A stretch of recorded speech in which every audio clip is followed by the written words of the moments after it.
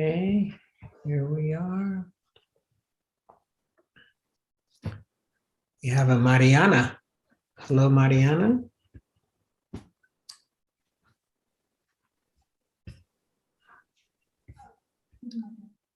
Let's see here.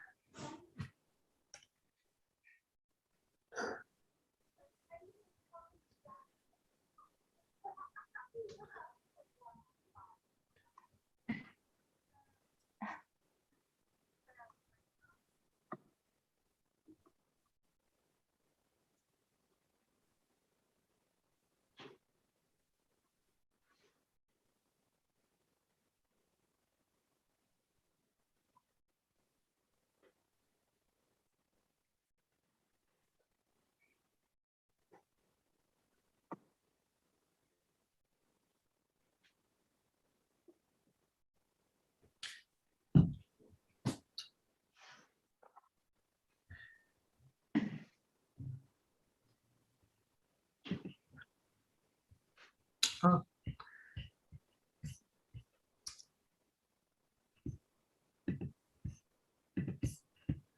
Okay. So we have a few places in Salagana. I don't know if there are people coming or. Yeah, somebody coming. Okay, we'll wait a couple more minutes. Welcome to those on Zoom. Lara, welcome. Mariana, Damien, Emilio, Carlos, y Igor.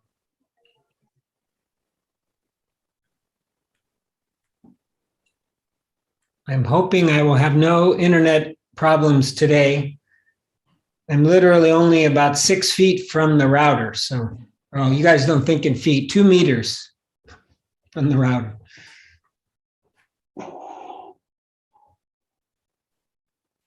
Jim, I'll have to leave pretty early, just after the meditation. Sorry about that. Okay, thanks for Trying to. Where are you guys going? I'm going to Ireland tomorrow, and I'm in the middle of packing.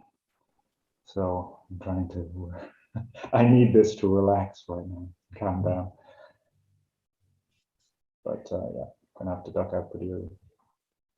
Uh-oh, you know what? It's saying my internet connection is unstable. It didn't work. So hold on, I'm gonna move to go right next to the router. Maybe so you guys don't get dizzy, I will do that. I was wondering if it would work up here, but I guess not.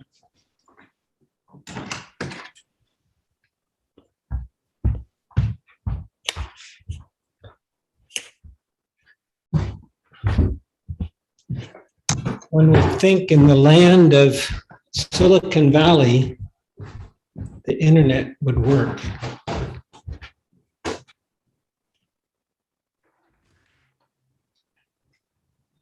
You guys, let's see, just for fun, I can show you outside San Francisco.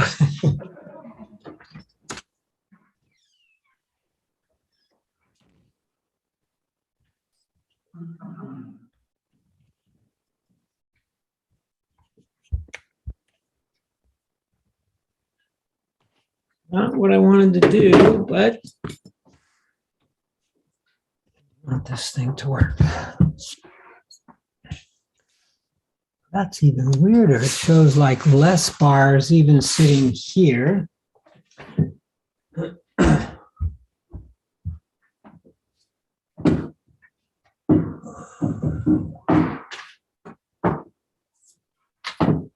Damn thing right there.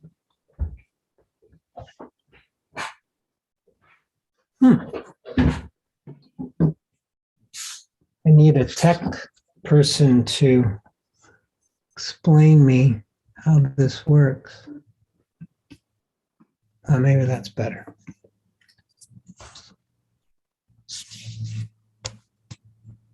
Okay.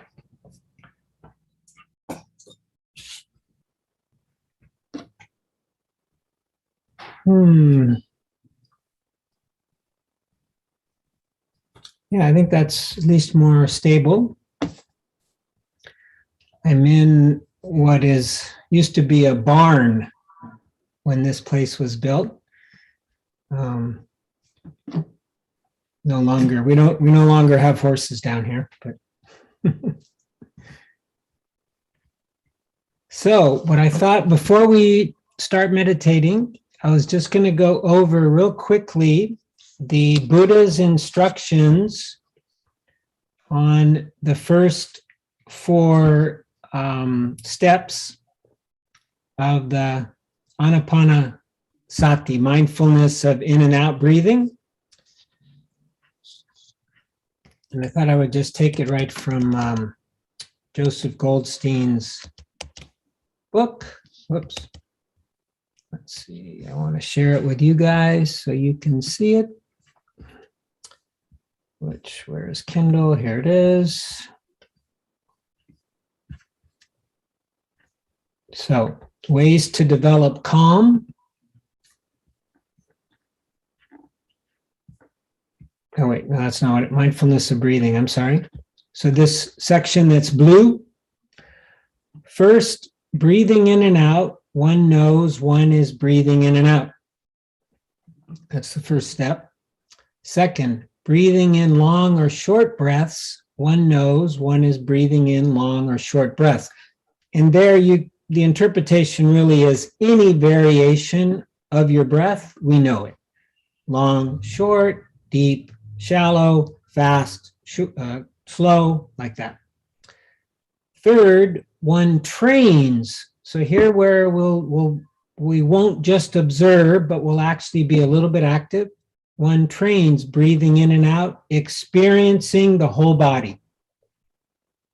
Okay, so you're following your breath and you're aware of the entirety of your body. And fourth, one trains breathing in and out, calming the bodily formations.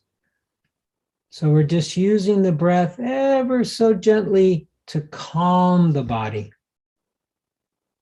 And especially if you have some anxieties, some energy, even some excitement, maybe Damien excited to pack to go to Ireland or whatever, we just kind of calm the bodily formations.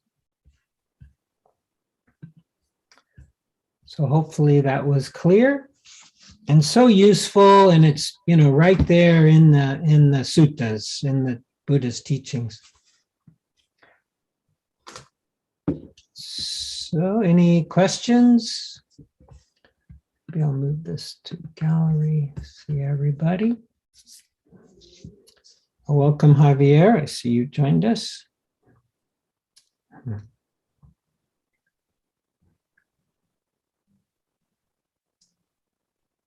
So we will meditate for 30 minutes.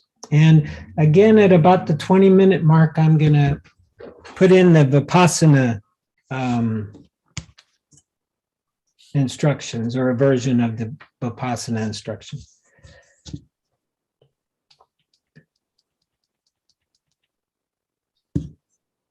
Okay. Here we go.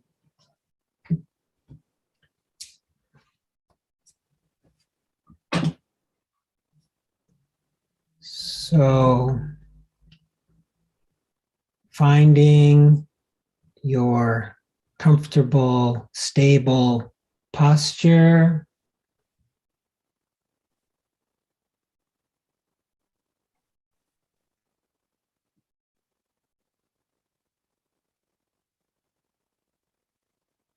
You want to have a sense of groundedness, a sense of stability, like a mountain, Thich Nhat Hanh would say.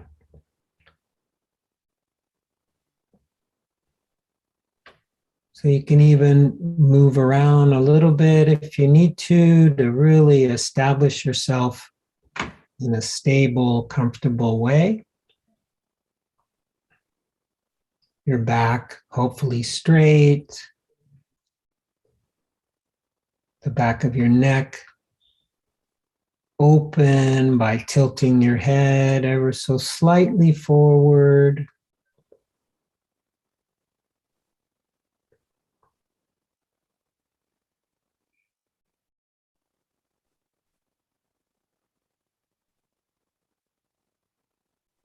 And now being aware of this sitting body, this posture, however that works for you.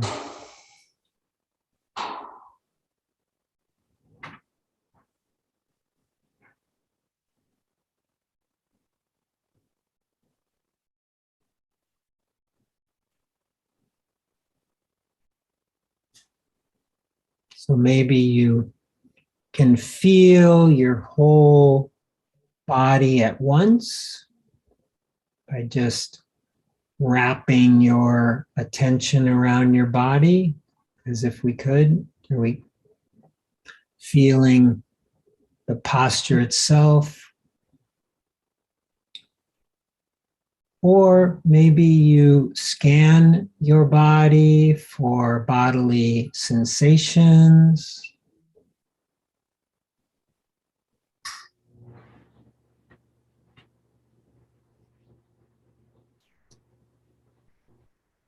It's a very noisy heater here, so hopefully you can still hear me.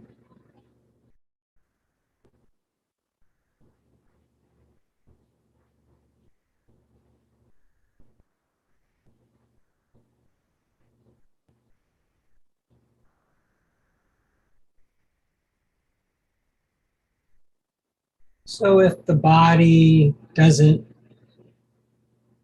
have very obvious sensation, maybe you try the points of contact. Just feel where your body is touching the cushion, the chair, the floor, other body parts. You'll notice at those points of contact there is sensation. Maybe pressure,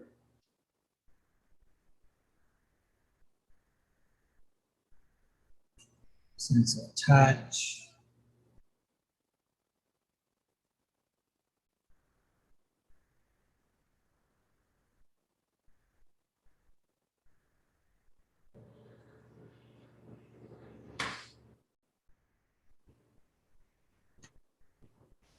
Now you may have already noticed that your body is breathing.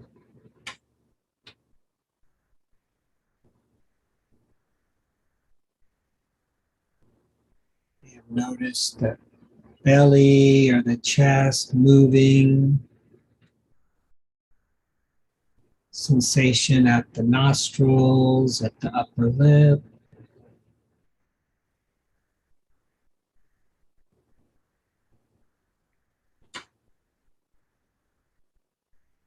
So in this meditation, we're going to use both the body and the breath as anchors, but primarily the breath. So find the breath in such a way that you can easily follow the in and out, the anapana, in and out of the breath. For some people, that's at the nostrils. For others, they like the belly, the movement of the belly, the chest.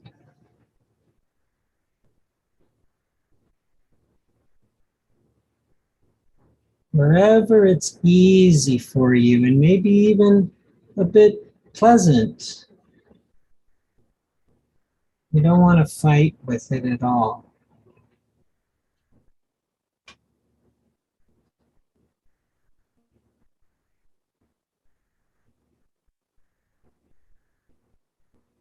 And if the body today is just not a comfortable place, you can always use hearing, listening like to maybe your heater or my heater as an anchor as well. But if you can, let's use the breath. Noticing the in and out of the breath.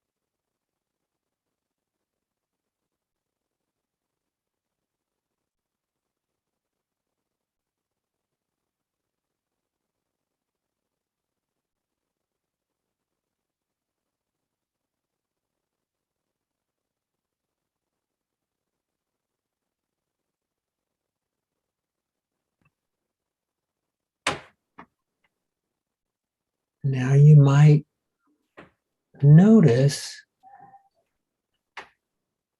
if a breath is long or short. And we're not trying to bring too much judgment here or too much analysis. It's more that we're just aware of our breath in an intimate way.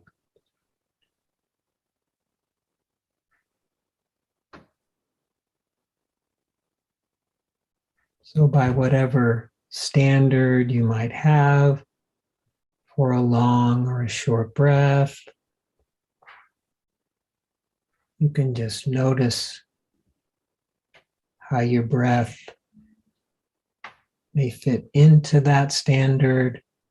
You can also label if that's helpful. Short, short, long, for instance. You may notice if an exhale is longer or shorter than an inhale.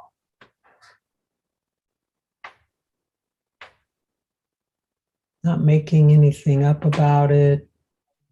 It's not important whether it is longer or shorter. Just establishing that intimate awareness with the breath.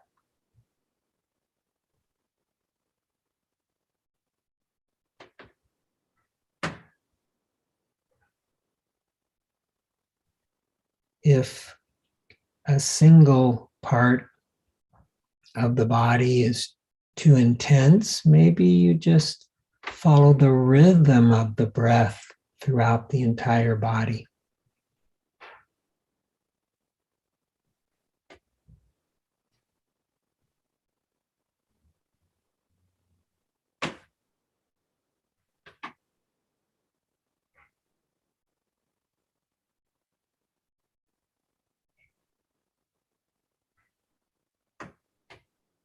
This method of following the rhythm leads very nicely to the third step,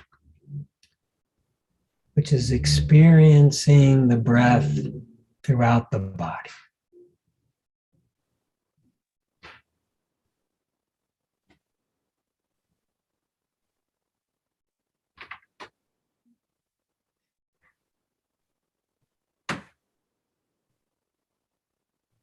And then from there, you can use the breath in a very gentle way to calm what we call bodily formations, to calm whatever might be arising in the body. Could be emotions, could be simply physical sensation. And probably the closest word to this calming would be to relax the body or relax the area that might have sensation. It's not that we're opposed to any sensation.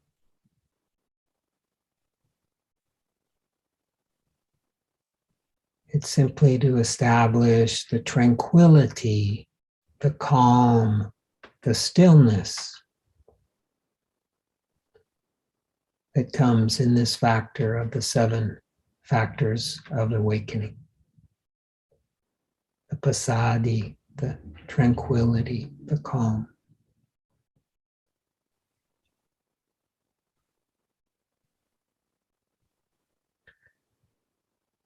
So I'll be quiet.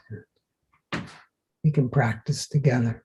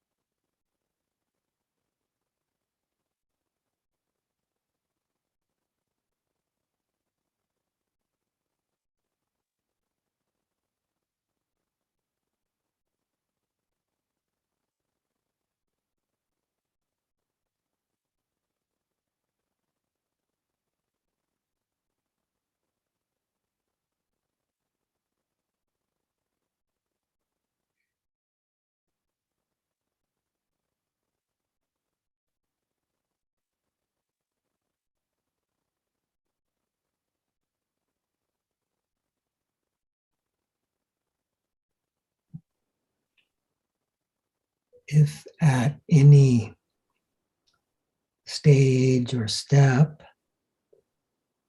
in the Anapanasati you get a little bit lost or confused or detached, you can always just start again.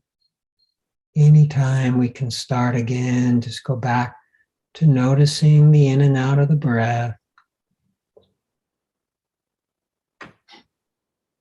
And once that's established, then looking closely, more closely at the type of breath. Is it long? Is it short? Deep, shallow? Whatever brings you closer to it. And then experience it in the body, the full body. And then calming the body with the breath.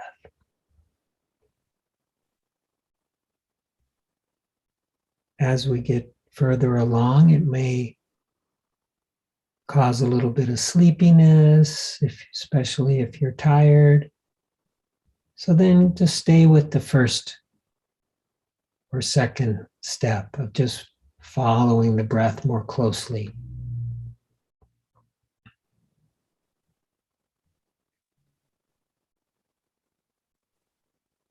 But if you have lots of energy or you're excited or anxious, then you probably want to practice the third and fourth steps more.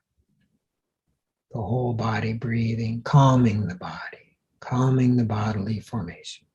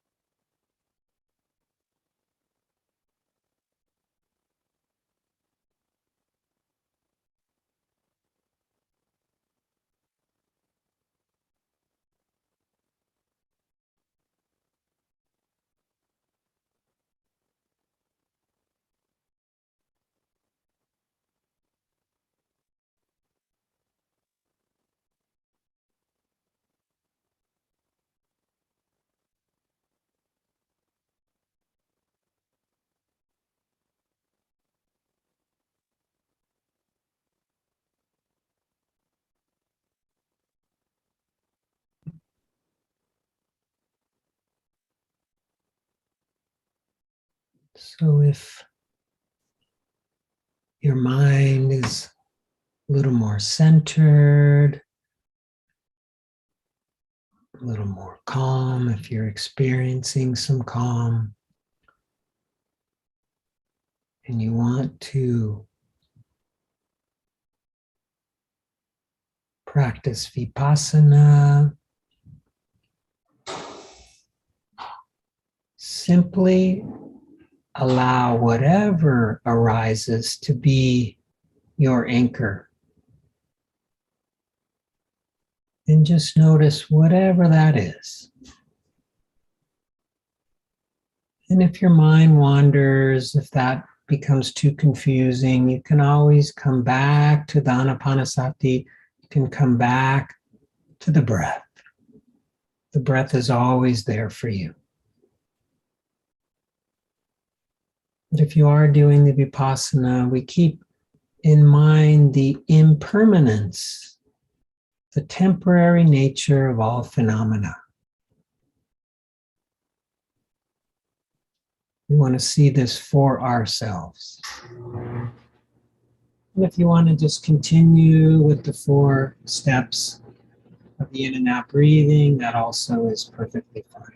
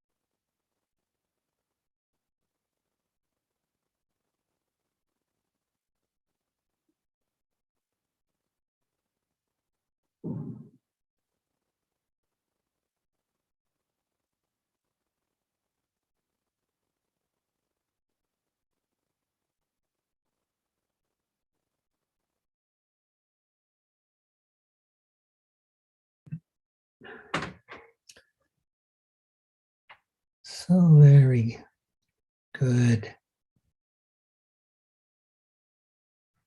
Thank you for your practice.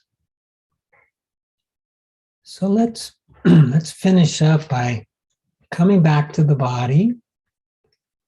If you weren't there, so reconnecting with it in a similar way as to how we began, finding it, feeling it, experiencing it.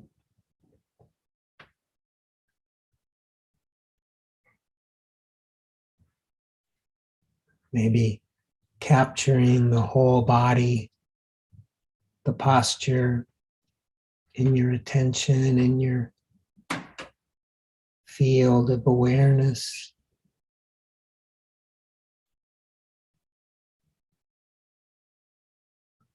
And then bringing the attention to the heart space, to the heart center, the chest area, touching those nerves. They say there are more nerves around the heart than anywhere else in the body. Or at least more than there are in the head. So just feeling the heart, feeling that area, and then thanking yourself for your practice, for the goodness of your practice, for having taken time out on this Sunday, especially this very busy time of year, to connect with yourself in this way. A very caring and loving gesture. And then thanking the others on this call and Saladana, even those on YouTube in different time zones. Thanking them for their practice and for supporting our practice. And then imagine you can take this gratitude, this thankfulness, and extend it out in all directions, touching all of life.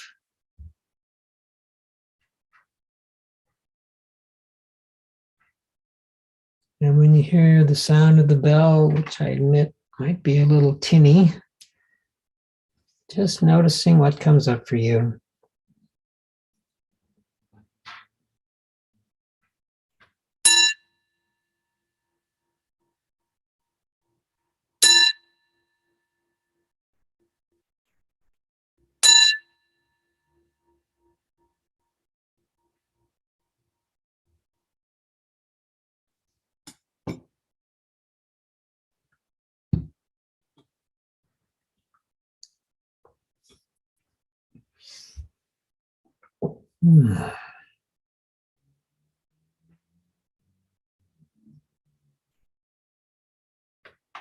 Thank you all for being here and for practicing with us, with me. Such a privilege, and it's quite amazing. It's been almost 2 years now, going very close to 2 years and doing it on Zoom. Guess that started in March, maybe.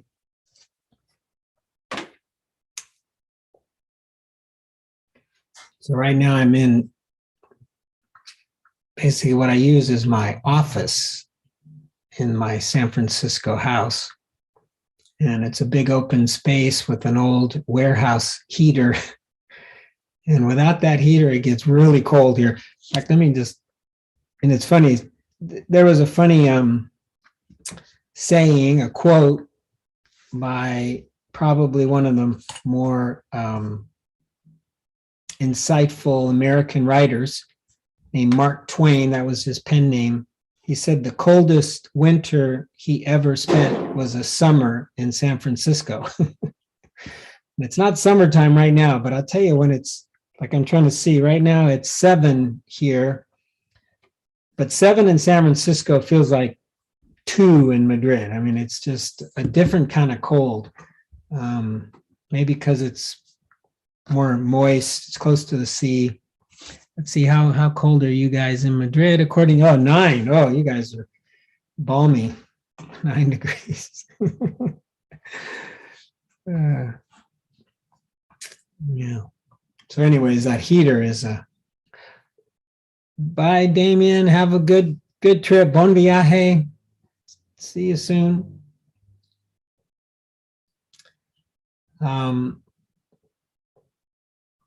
So before we do a little walking meditation, let's see if there are any questions. Oh, we lost a few people. I guess it was. I don't know if in Saladana there are any questions or anybody has any questions, especially about meditation and about this particular instruction, which isn't just found in the 7 factors. I mean, it is found in the 4 foundations of mindfulness, and it kind of permeates all the practices, this using the breath, this in and out mindfulness. Does anybody have any practice? And, it could also be a question about your practice at home, or plans you might have.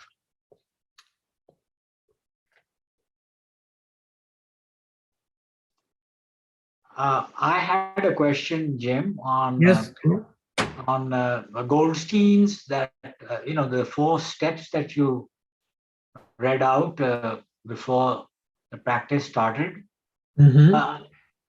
I wanted to know specificity a little bit as to what exactly you had to do or you could do, particularly in step number 4, to calm your mind in this particular case.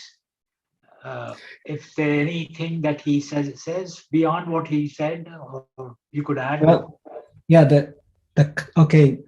So everybody was able to hear that, right? In Saladana and stuff. So the calming of the mind actually comes later. So there's actually 16 steps in the Anapanasati. They're broken up into 4. I think they call them, I want to say triads, but I don't think that's quite the word, but 4 groups of 4. And so the calming of the mind actually comes later. This one is calming the body. Now, I find, though, that when the body is calm, generally speaking, my mind is also calm.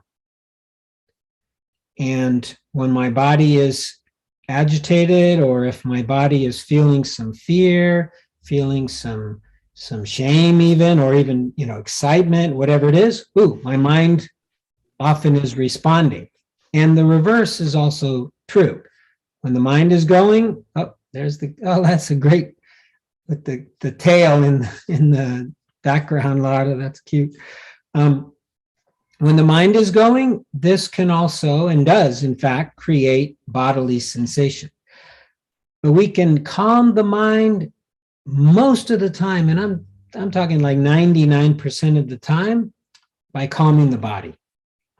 Because partly when you're calming the body, you're paying attention to the body, and that alone is going to interrupt the thinking process, the obsessive thinking process that causes the mental anxiety, the mental activity, the mental whatever it might be. So in a way, these 4 steps can be enough, but it does get more refined. It gets more specific. It gets to the mental in the later groupings, which, maybe we'll do those in the coming couple months. We can go through more of these 16, but usually the 4 are the ones we practice the most.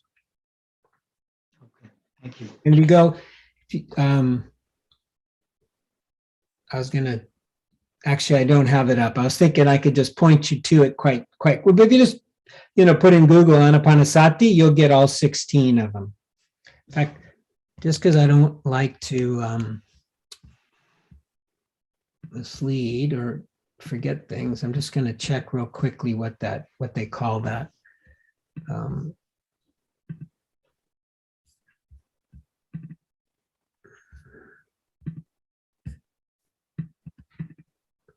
one word that I often forget. Tetrad. There it is. Tetrad. So there's 4 tetrads, and the word tetrad, I guess, means a grouping of 4, 4 of whatever. Then there's 4 tetrads. And maybe I'll even go a little, so in 7, you breathe in and out sensitive to mental fabrication. Number 8, you train yourself, breathe in and out, calming mental fabrication. So you'll get to the more mental ones, 7, 8, 9, 10, like that. Thank you for your question. Any others? I'm going to put you back on mute, Gore. Okay, well, why don't we do a walking meditation? See, now I get to my fingers. We have one question.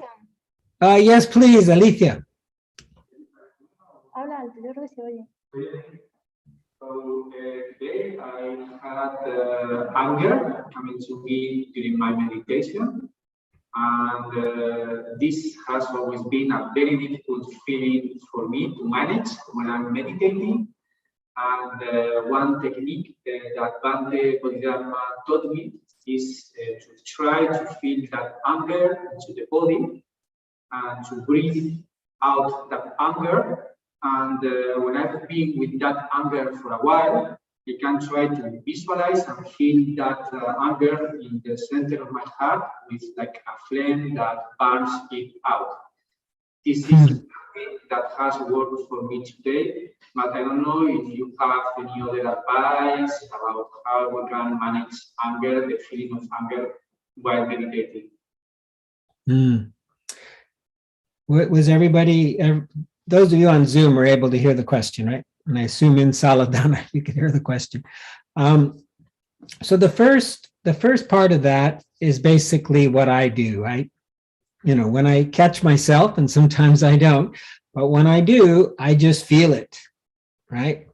And sometimes anger, for me, I mean, it's right to my fingertips, right to my toes, I mean, the whole body. And the very best approach for me is to just feel it, experience it, be with it, which is essentially the 4th of these factors. And it sounds like that's what Bhante Bodhidharma is also suggesting. Now, going a little farther into using imagery, using your heart and imagining a flame burning the anger, that's a more advanced step and requires that ability to imagine and be with it. But that sounds fantastic, and I can see using that. I've also heard, a visualizing, if visualization comes easy to you or is not difficult, for some people it's not so difficult. For others, it's more difficult. But you can also imagine, your anger leaving out the top of the crown of your head, right? And then you breathe in calm and then out anger, like that. So that's another way that I've heard. I also would just say whatever kind of works. I mean, it sounds like, Nacho, that works for you. So by all means, I would use that. I like the idea of anything at the heart center. That's fantastic.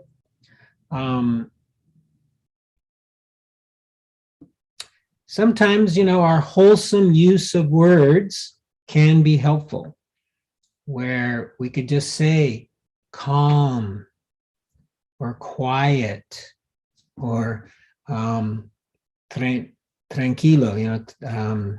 tranquil. How do we say that in English? That's funny. It's a funny word. I'm not sure we have it in a verb in English. To tranquilize. Yeah, I guess sort of like tranquilize. Tranquilizar. You could just say the words, easy, quiet, like that. Sometimes I do that. Like if I'm really raging, okay, chill out, chill. A few words to kind of, get me back in the present moment. Yeah, I don't have much to add to that. I mean, I think that's a great way that Bhante has recommended, and I would use it. If it works for you, by all means, use it. Probably the only other thing I would add, because anger is like something that's been in our family for generations. People ask us, how do we feel? It's nothing or angry. Those are like our two options, right? But what often happened to me is after anger, then I would feel shame, right? I would feel bad that I felt angry. And there's another area where I have to really be gentle with myself. Okay, you got angry. It's past. Don't beat up on yourself. Don't make it worse. Here comes my heater. Can you guys hear the heater? Yeah, it's a blazer, man. I think this space was a store or something. It's more noisy than the ones in Saladana by a long shot. In fact, I'll see if I can show you, see if you can see it. It's hanging from the ceiling. You can see it over there. So why don't we, during the noisy heater, why don't we do walking meditation, okay?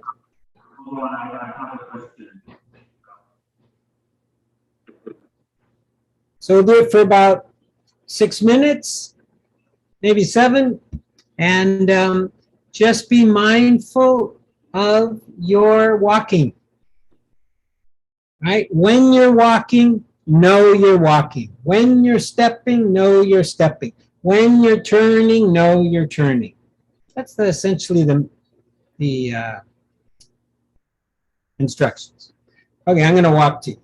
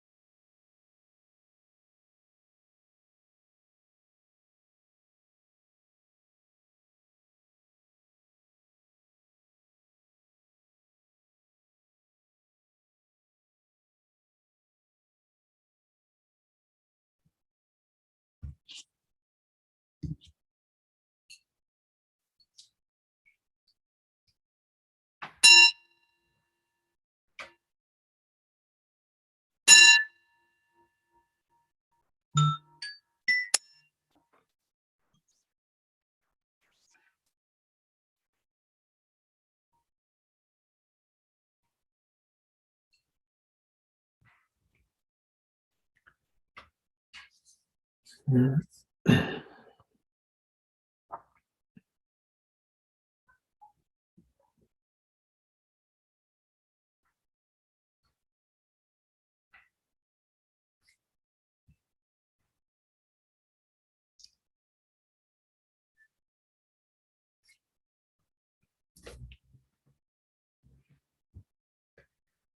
So thank you for your practice. Thank you for coming back. It's funny how I, those traditional, maybe that's not the best word, habitual, that's probably a better word, habitual thought patterns that we might have. And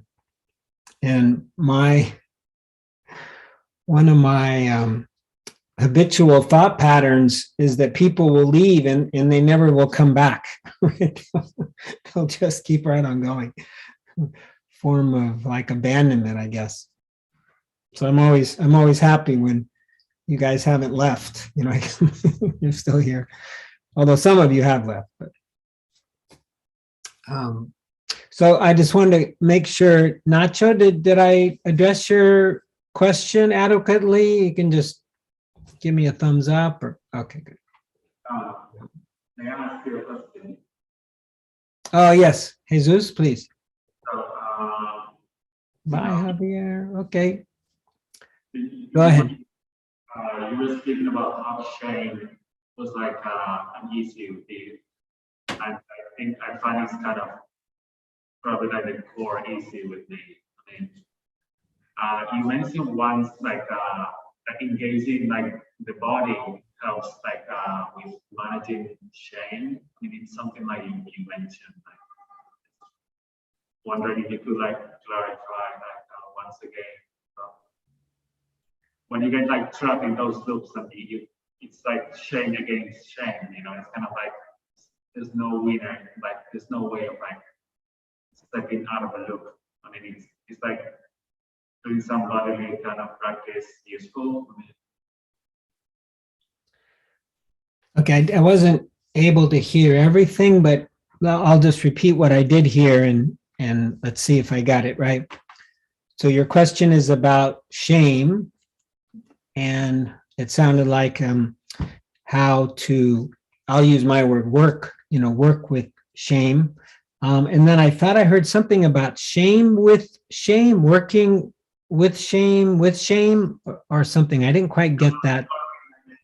I think it's something you've mentioned like too, like how about like when shame like strikes, it's kind of like you may kind of like start arguing with the shame, right?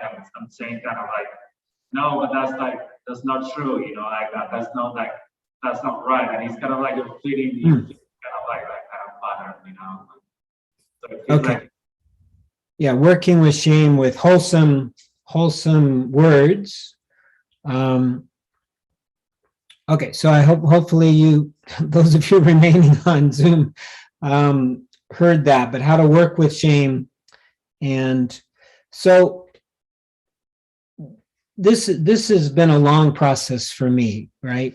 Jesus, for 15 years now, I've been using meditation as the anchor for my healing process, as well as many other things. And initially, I did need to use words with shame to, and even more practices, such as recognizing what voices in my head were causing the shame or were transmitting the shame. And then using voices to tell those parts of myself that, no, that isn't true. But where it has led me, and maybe this is something that many of you can do right away, you don't need to go through the steps I did, but what it has led me to is simply feeling the shame. And this is how I do it. It's very similar to the Anapanasati in that, okay, we notice the breath And then we notice the breath more intimately. Is it long? Is it short? Is it deep? Is it shallow? Whatever it is, we get more intimate with it. This is what I did with shame.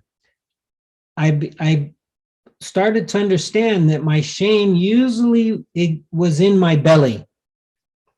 That's where the feeling would be. Sometimes it felt very toxic, like I drank poison or something, and it was in my belly, especially my lower belly. So then over time, I would go to the belly and I would just feel it. I would experience the shame, the feeling of shame. And what's happened over these years is that it is lessened and lessened and lessened. It's diminished, diminished, and diminished. Where now it might just be a residual. It's like I imagine my belly and it's just on the walls or maybe in little corners, or, you know, it's not a big pool of shame, but drops, or just a little bit of like a charcoal on the floor of my belly. And then just using my kind awareness, using the kind attention to just feel it. Now, again, that does two things. I believe, and many people believe this, that our attention has the ability to digest, right? Comer, the toxic energy. Just with our attention, the prefrontal cortex with its ability to empathize with the mirror neurons, it has a power that we can use to digest the toxic energy. Whether that's true or not, scientifically, I'm not 100% sure. But what is sure is that when you're doing that, you stop the thinking. You're no longer allowing the voices to contribute to the shame. You've stopped that. You've interrupted that. I believe you get 2 for 1. I believe you get the digesting, the comer of the toxic energy, the toxic shame, and you've stopped the cause. So the more we can do that, the less shame there's going to be, the better we're going to feel. It's as simple as that. And it works with anger, it works with shame, it works with fear, and interestingly, with good ones, happiness, excitement, joy, mindfulness actually enhances those. So you actually get the best of both worlds.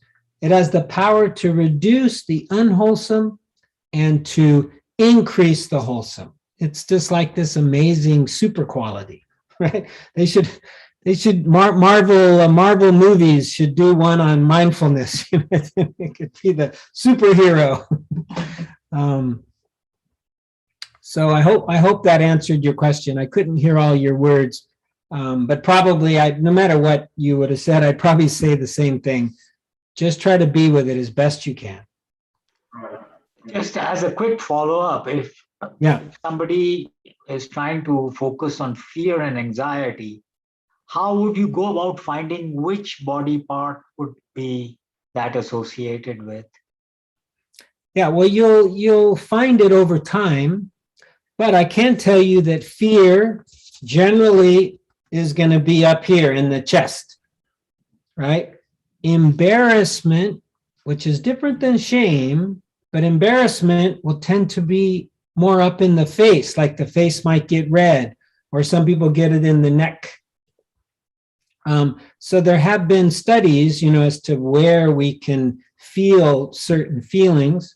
What's also interesting is sometimes where we feel a feeling will be different if it is our feeling or it's what they call a carried feeling, which means it's something that came from our caretakers, like especially shame. Shame in the belly is not mine. I'm carrying it. It's the shame of my caretakers. Shame that's mi mismo, it's going to be vergüenza. It's going to be in the face or in the neck or maybe in the collarbone area. That's embarrassment, we call it in English.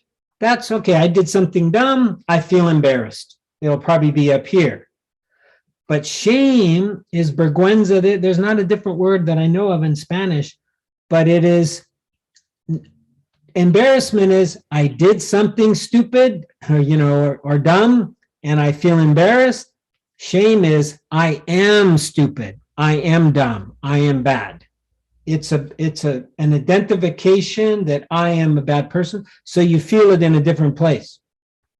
I think guilt is another one where you can feel it in the body, in the belly, in the torso when we do it, and you feel it in the feet when it's carried. That's getting a little esoteric, but the answer to your question is you will find it with time.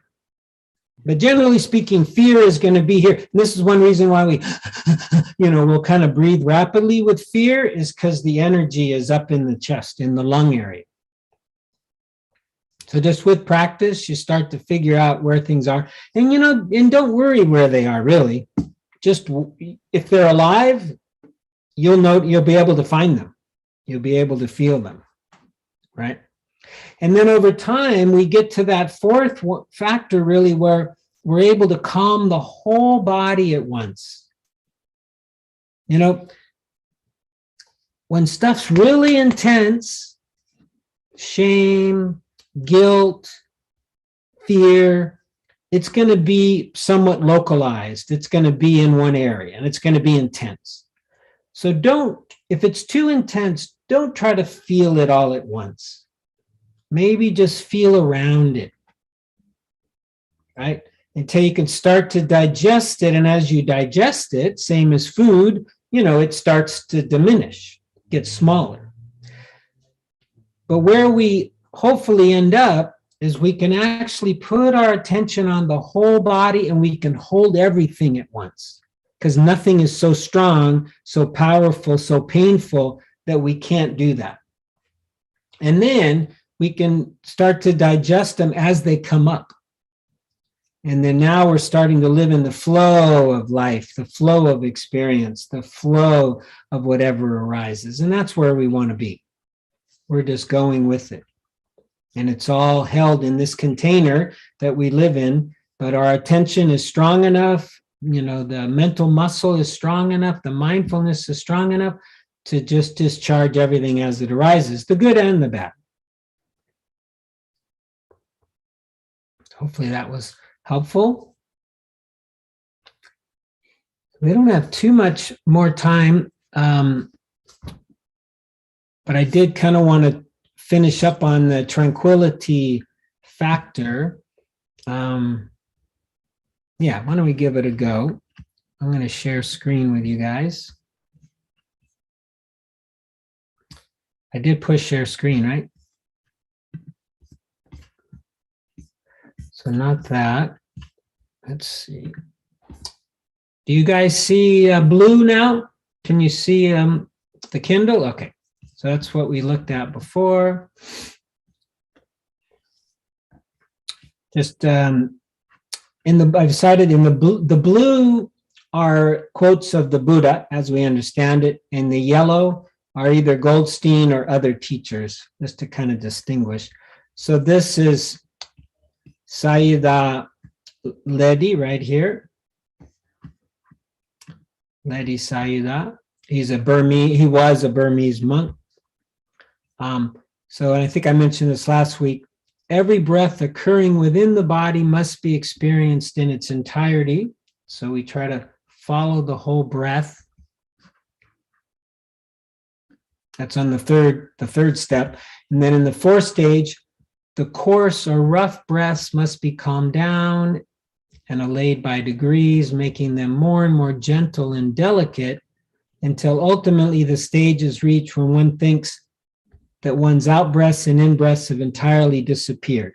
So in the Burmese tradition, this fourth stage or step is really about calming the breath, the body of the breath. And there are others that interpret the Pali a little differently, that it means the whole body. And there is some discussion even to this day about whether it's the body of the breath or the body. But the ultimate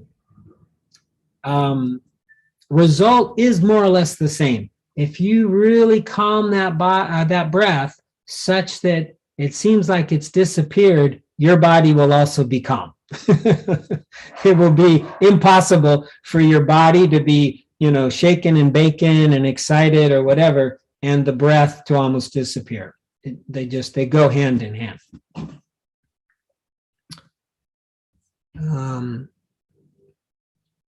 So we talked about this, breathing in, calm the breath, breathing out, calm the breath. These are wholesome uses of words. You can use them or not if they're helpful, if they support your practice. You could just say breathing in, breathing out, or you could use the words. Our brain is designed to respond to words. So words can be helpful. So you could say to yourself, breathing in, calm the breath. Breathing out, calm the breath. That's quite all right. And then you'll find after a little bit of time, maybe you don't need the words. And then this is Goldstein. You could just say calm. And this also works with like the anger that Nacho brought up. You could just say calm, calm. Or, I use chill out, chill out. I don't know if chill out works in Spanish, but it's a kind of slang in English. Just chill out, dude. Calm down. It means the same thing. So this is a phrase, more wholesome speaking, that you can use when you're walking. When you're walking, you could just know you're walking. Just walk. You don't need to think too much. Standing, same thing, just stand. Like for my meditation practice, my proprio, my cuenta, is to just say to myself when I need to, just be. Just be. I don't know if that works quite in Spanish. I don't know. Simplemente ser. Just be. Nada más. And that just helps me. And I don't have to do anything. I don't really need to follow the breath. I really don't need to analyze these things. Just be. That tends to lead me the best towards this tranquil, calm state. Just be. Okay, this is the Buddha, and this is the leading us to the next factor, which we'll do the next time we get together. So these two qualities have a share in clear knowing. What two? Tranquility. So there's the passaddhi that we've been talking about, and then the next one is samatha, samadhi, which we're going to do. Tranquility and insight, vipassana. That's why we keep doing it. He says, when tranquility is developed, this is how the Buddha, many of the teachings are. It's quite interesting. When tranquility is developed, what purpose does it serve? The mind is developed. And when the mind is developed, what purpose does it serve? Passion is abandoned. So, right? So that clinging, that expectation that this is going to do something is abandoned. When insight is developed, what purpose does it serve? Discernment is developed. Okay, clear seeing is developed. And when discernment is developed, what purpose does it serve? Ignorance is abandoned. That's a big, tall order. This is Joseph. When the mind is tranquil, free of desire, even temporarily. Okay, don't think this has to be forever. That is such a mistake. It's temporary. It's little bits at a time. When the mind is tranquil, free of desire, even temporarily, a kind of happiness and ease arise that are subtler and more refined than the piti, the joy of rapture, which can be a little too much. So as we're moving down these 7 factors, we've gone from piti now to tranquility. It gets more and more subtle, more and more refined, but actually more and more enjoyable, really. So this will be the last thing I'll say here. So this is the Buddha.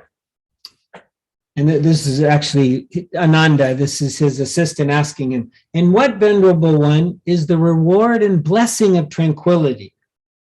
Happiness, Ananda. And of happiness? What is the blessing and reward of happiness? Concentration, Ananda. What, Venerable One, is the reward and blessing of concentration? Vision and knowledge according to reality. Oh my God. Could you imagine just having vision and knowledge according to reality, especially in these time and days? Oh my gosh. And a vision and knowledge according to reality, he asks the Buddha, turning away and detachment, Ananda. And turning away and attachment, vision and knowledge with regard to deliverance, deliverance, liberation, freedom. And so next time we will start on concentration on samadhi, but we have now finished this particular factor. And thank you for hanging in there, you guys. You know, I will not be able to do Zoom next week. If somebody locally wants to open up Saladana at this hour and lead a group, that I'll put that out to the Saladana Gerentes group. But otherwise, we could just take a break next Sunday and, you know, meet in 2 weeks. But we'll end with tranquility. Or we'll end with a metta. We'll do our usual metta. But before I do, is there any other questions or? Just one quick question. Do you have other tape, Zoom on YouTube, or where you can find the previous versions? Yes, yeah, they're all on YouTube on the Saladana.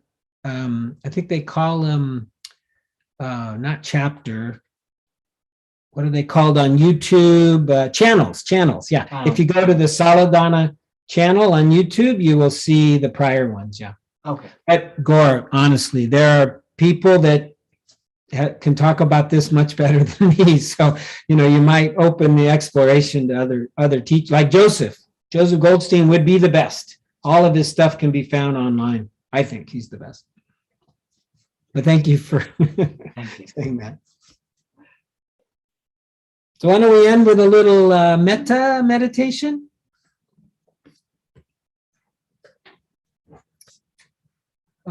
So this is one of the Brahma Viharas, one of the heart qualities. Such a useful practice also, especially this time of year, you know, if you're with your family, it's getting a little tense or whatever, you can always offer them some goodwill, some loving kindness, and it works almost like medicine, like mindfulness. It's just amazing, the power.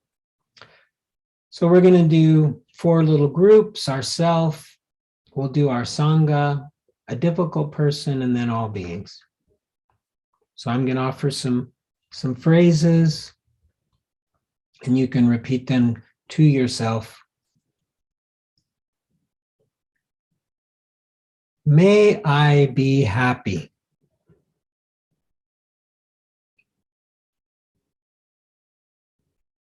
May I be happy. May I be well.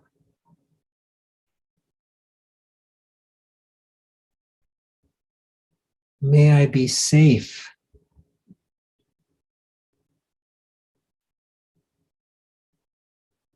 May I live with ease. Ease and comfort. So now we'll do we, our Sangha, our community.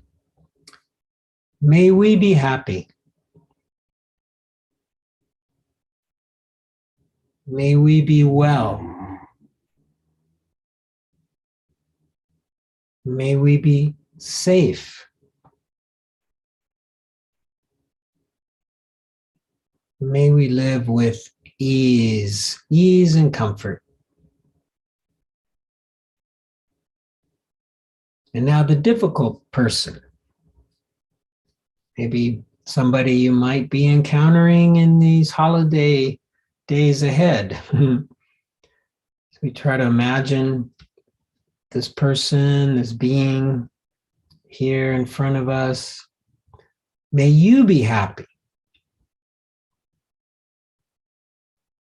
May you be well.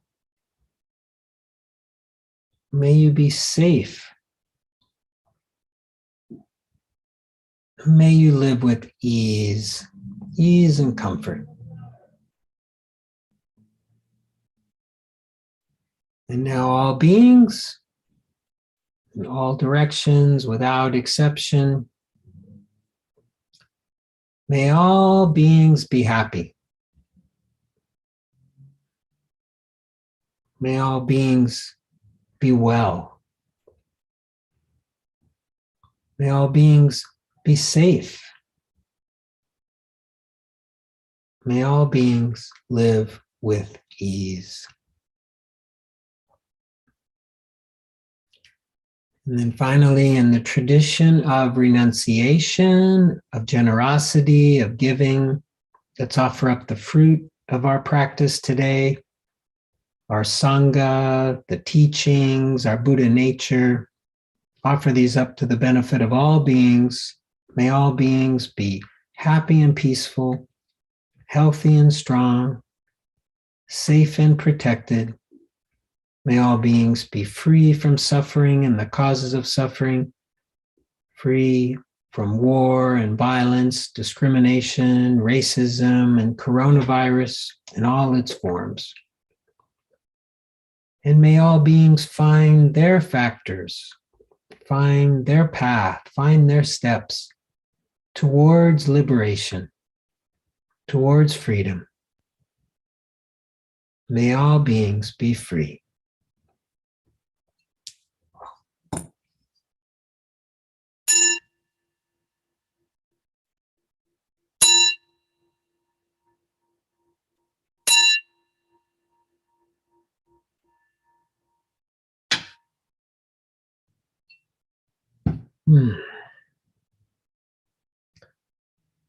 Thank you all very much. Thank you for coming.